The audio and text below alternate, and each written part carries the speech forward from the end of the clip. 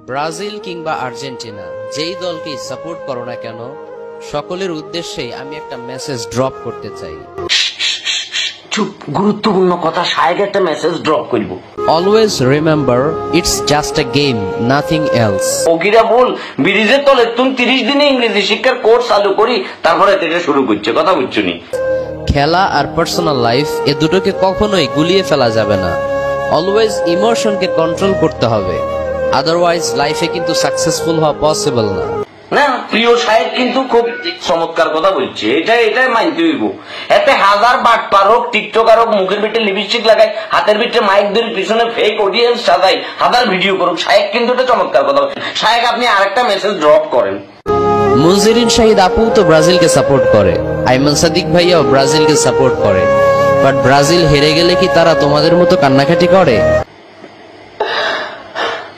সাহেব আপনারা গোলামের ভূত, ফাটকা মান্দির ভূত। আপনি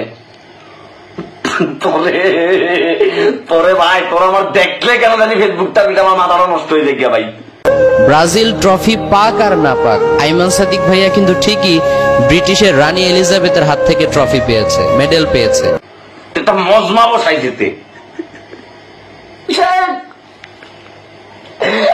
আর জীবনে গেলাম না, আমার একটা দোয়া করি যে আমি আপনার পায়ের দুলা নই, পুরো ঢাকা দড়িটা পুতুলের পিঠে লইল গুরুম সাহেব।